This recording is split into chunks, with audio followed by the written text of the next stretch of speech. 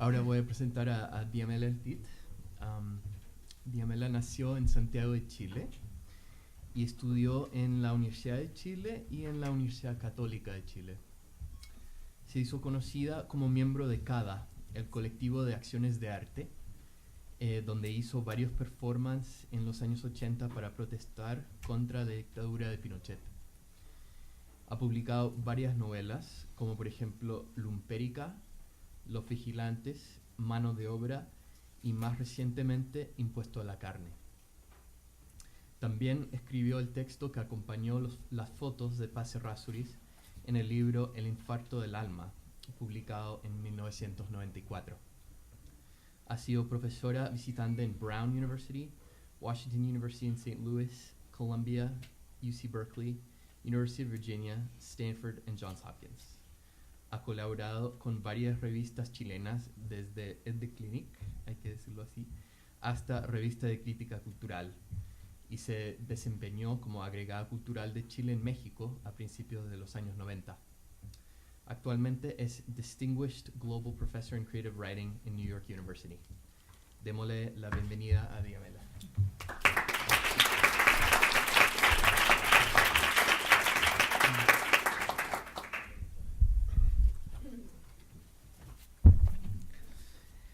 Buenas tardes, qué gusto de verlos por aquí, o de verme yo aquí, que es lo más coherente. Bien, yo hoy día pensé cómo comparecer con ustedes en esta dicotomía o en esta tensión entre transparencia y opacidad. Y coincidió con una preocupación que he tenido este último tiempo de una obra de Alejandro Moreno, un dramaturgo chileno que hoy día tuvo la amabilidad de acompañarme en esta aventura. Y entonces pensé proponerles a ustedes, revisar con ustedes la lectura que yo he hecho de esta obra.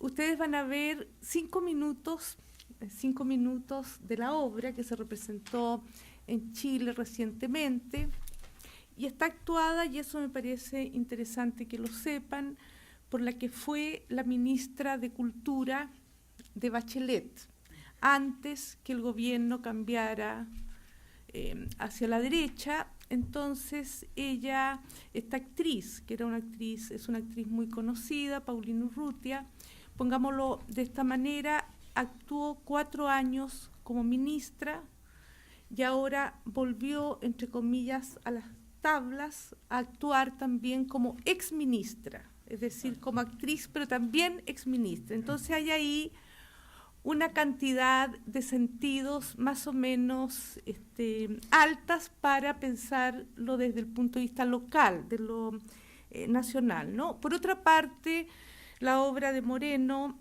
trabaja en una relación muy especular, de pronto muy compleja, en otros la cuestión de la transparencia y la opacidad. Entonces, en ese sentido, pues, es que pensé que compartir con ustedes mi lectura, que es una versión entre muchas otras que pueda haber, podía ser especialmente productivo para mí. Debo reconocer que ahí actué un poco de manera ventajista, ¿no? Y sí señalar que mi lectura también de la transparencia y la opacidad es fundamentalmente política, entendiendo, ¿no es cierto?, que lo político es envolvente, son flujos de un amplio espectro, pero por la textualidad de la obra, por la calidad de la actriz, por la historia reciente y actual de Chile, he pensado, ¿no es cierto?, estos conceptos de manera muy contingente también, transhistórica, pero también muy contingente. Entonces, mi propuesta, tal vez un poco autoritaria, porque ustedes no tienen más alternativa que aceptarla, es ver 5 minutos la obra, después voy a leer la lectura y pues cerramos de esa manera mi participación. Entonces ahora son los 5 minutitos. Y otra cosa que pensé también, que mientras yo lea mi lectura van a seguir las imágenes para producir esa tensión entre la lectura y esa imagen muda, pero que va a mantener su elocuencia, ¿no?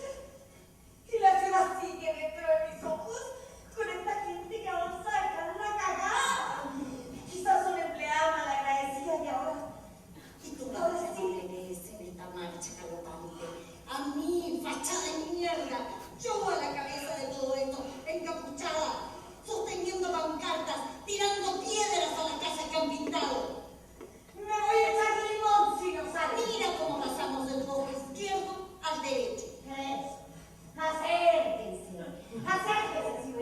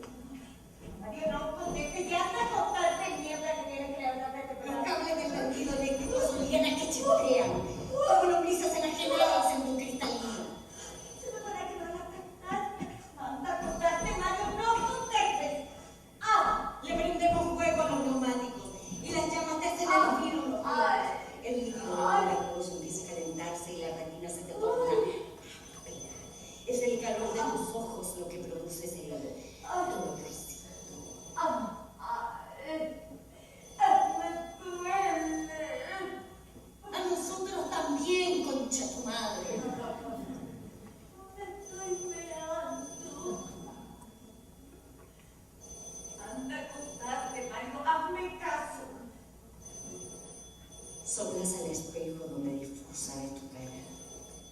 Cúbrete los ojos a ver si todo esto se apaga. Entonces, murmuras. ¡Y va a caer! Te paralizas y te das cuenta que es tu voz la que dijo eso. Y otra cosa. ¡Apúrese que vienen los pacos! Aterrada reconoces que sigues gritando entre la multitud. ¡Contactate, María, te voy a pegar! ¡No contestes! ¡Ándate a la cama! ¡Y va a caer! ¡Vienen los pacos! ¡Apúrense! ¡No contestes! ¡Vienen los pacos! ¡Corran! Me saco el vaso montando y dejándome de camuflar en la trinchera de los deseos, me asomo por tu lagrimal derecho para verte y te digo, eres tú.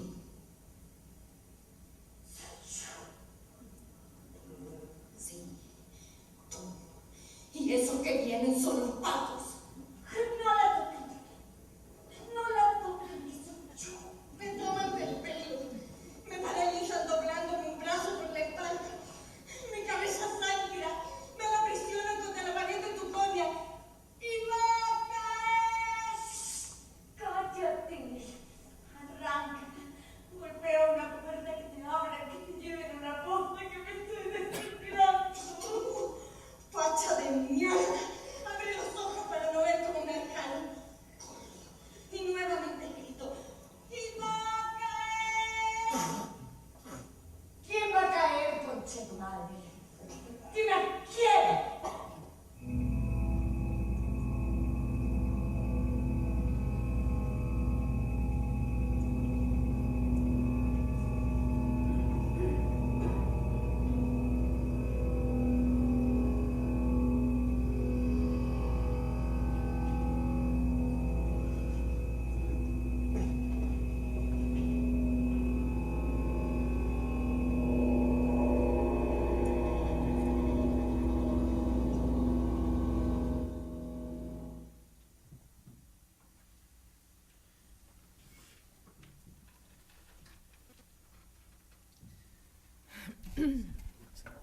Ya, gracias.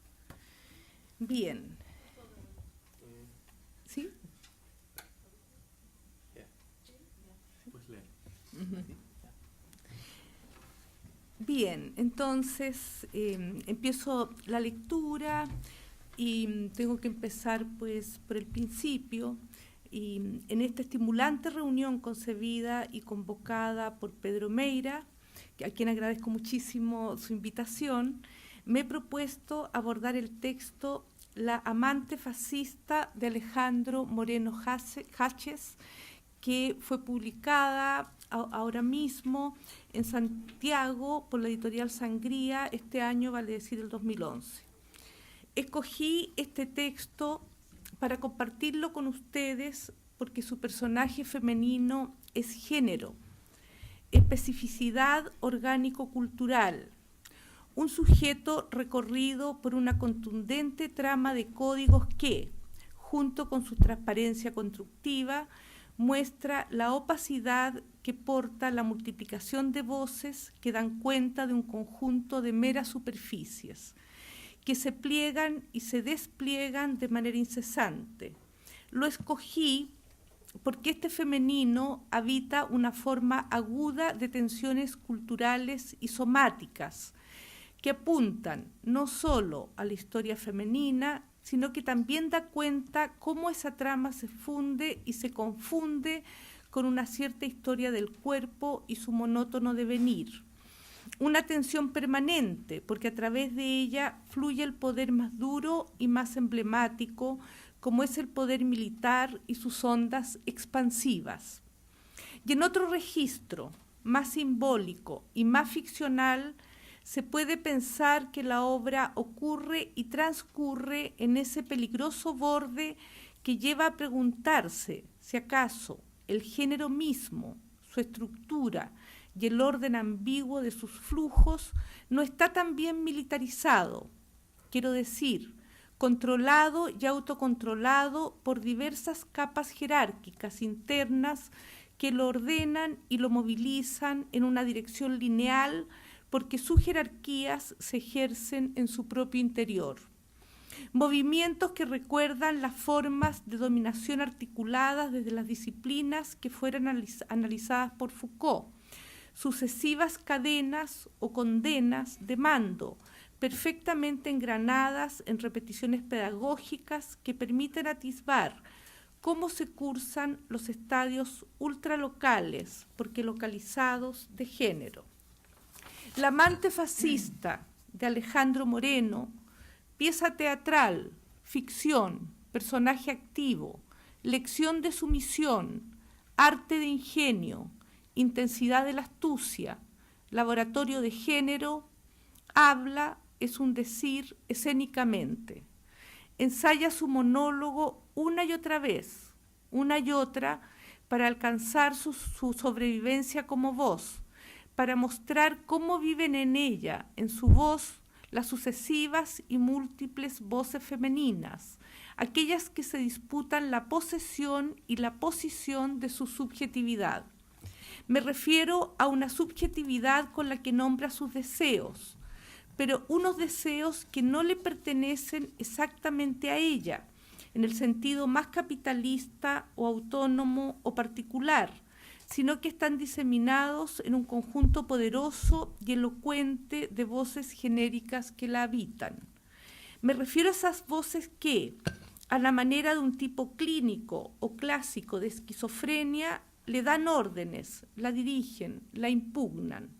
Voces que la obligan a ejercer la otra lógica, esa lógica que, por su estado de sobresalto, no puede sino parecer psicótica, delirante, un sobresalto que recorre las múltiples aristas en las que se formula el género y que desde su singularidad y extrañeza lógicas, desde su, comillas, locura, están allí para otorgar el sentido y la validación a la normatividad masculina. Sin embargo, en el interior de ese caos, en esa locura, es un decir, existe un programa que posibilita el desorden, porque en realidad, en la lógica que lo formula y pensando desde una analítica más severa, existe una fría deliberación. Lo que quiero señalar es que el desorden que recorre al amante o a lo femenino es un desorden programático, que se sostiene en la paradoja y en la sinrazón de los dispositivos que se encarnan en ella, unos dispositivos que le impulsan a actuar entre la confusión que la asola, el proyecto ultra jerarquizado del ascenso como supervivencia. La amante fascista, el personaje, está todo el tiempo de su relato o de su prolongada ficción en vías de ser amante. Esa es su máxima latencia, es un decir destino. Esa condición es la marca que la escribe y la obliga. Intensificando el proceso de comprensión de esta voz que se emite por pedazos a pedazos, se puede entender en una de las posibles lecturas que la calidad de amante como categoría de lo femenino, como uno de los puntales en que se funde el género, no puede sino ser fascista, y de esa manera se plantea una posible escisión con el prolongado estatuto romántico y a la vez transgresor que ha acompañado este término. La amante es fascista porque esta práctica amatoria forma parte de una jerarquización, entre paréntesis militar, que estructura y que contiene el género en su propio interior. Un interior cruzado por luchas internas, por voces divergentes. Su práctica, la de amante, implica un ascenso en su propia carrera, en el interior del estatuto y estatus de lo femenino. Se entiende que cada ascenso o todo ascenso, además de sospechoso, es temible, porque en la estratificación social se asciende siempre sobre otras jerarquías, y esta promoción implica automáticamente adquirir más poder en la cadena de mando. Pero a su vez, en la perversión que porta el ascenso, hay que señalar que siempre se asciende en tanto sujeción, o dicho de otra manera, se asciende solo para confirmar que existe la jerarquía y que las jerarquías no son más que una rígida superficie de mera sujeción. Lo que busco explicitar aquí es que se asciende siempre fascísticamente, y la amante de la obra de Alejandro Moreno resulta modélica para pensar estos ascensos, pero adentro, en el interior de su propio género, y porque se enclava en el interior, es que desde allí se puede leer además la profunda militarización del universo social. La amante espera a Pinochet, a su general, a su comandante en jefe, a su jefe. Espera su llegada, el despliegue fulgurante de las tropas psíquicas que la iluminarán a ella como la ascendente amante que va a superar a la otra de sí misma, a la inferior a ella, a la que no es amante del general, de Pinochet, de Dios. Como correlato, la obra repiensa, repasa, rearma un antiguo, emblemático y exitoso programa de alto rating en la televisión chilena que se emitió en los años en que transcurría la dictadura militar. La Oficina, es el nombre del programa, La Oficina. En La Oficina, comedia de corte realista, entretención pública, risa generalizada, éxito y adicción televisiva, se caracterizaban a los integrantes de un grupo de empleados de una oficina que no cumplían más oficio que ser empleados de una oficina. Allí sus sujetos mostraban hasta el paroxismo su frágil y sometida calidad de dependientes del sistema, del sueldo, del ritmo del país, de un conjunto estereotipado de formas sociales. En este particular espacio, los oficinistas actuaban un fascismo angustiosamente divertido, el mismo fascismo que ordena los hilos más pétreos y extensos del sistema social. El jefe, las secretarias, los empleados tejían semana a semana su trama festiva, cruzada por el fantasma del despido y de la cesantía. Por ellos fluía la envidia, la sexualidad oficinesca, la traición, la esperanza del ascenso, el ánimo voluptuoso o destructivo del jefecito, siempre escoltado por su abyecto empleado soplón. Pero, y eso era lo interesante, en un país que transcurría bajo un agudo estado de excepción, existía en el programa otro jefe, uno superior, que estaba materialmente en el piso de arriba. De hecho, todos, o sea, este era el gesto, que estaba materialmente en el piso de arriba, un jefe que no se dejaba ver, es un decir, Pinochet o un dios, que era lo mismo, que los miraba desde todos los ángulos a través de las paredes y encima de la techumbre. Mientras las categorías rígidas de un arriba y un abajo marcaban el curso de la oficina, en el ejercicio de una conjetura posible en torno a las jerarquías, se podía pensar también en la existencia no explícita de otro piso más, uno que se ubicaba más arriba de Pinochet o de Dios. Me refiero a ese piso que acoge la acumulación del capital mundial, otro piso mucho más sólido, porque estaba más allá de la imaginación oficinista, un piso que no era advertido por estos actores secundarios del sistema, porque se trataba de un espacio invisible que estaba arriba, pero que también los envolvía a todos, un espacio adherente que los contenía a tal punto que ya formaban parte de ese piso como meras infraestructuras, todos, incluido Dios y Pinochet, y no tenían la menor posibilidad de comprenderlo. La oficina entonces, y su macabra y cómica producción, ingresa al amante fascista como paradigma de las construcciones psíquico-culturales de sí misma, es decir, la obra cita de manera permanente a la oficina, ¿no? psíquico-culturales de sí misma, ingresa como argumento de sí, ingresa, es una hipótesis, porque esa oficina interminable es, en uno de sus posibles estadios, el pendular estado del amante, su intimidad, sometida a la rutinaria oficina de su espera del ascenso, luchando con sus voces en medio de la espera que parece infinita. La amante despliega en las voces que la pueblan su oficina feroz, su burocracia mental, voces oficinescas que le enloquecen ante la posibilidad del despido, de la traición, de la sexualidad. Ella solo mantiene la esperanza de ascender al piso de arriba, de llegar hasta Dios o Pinochet o el general para perpetuar su condición golpeada por la categoría de sus géneros. Un conjunto de categorías que la obligan en su postrera espera o entrega a formular su deseo más impulsivo y acaso el más sincero: mátalos a todos, mátalos, mátalos. Ella espera, es un decir, militarizada, jerarquizada de sí.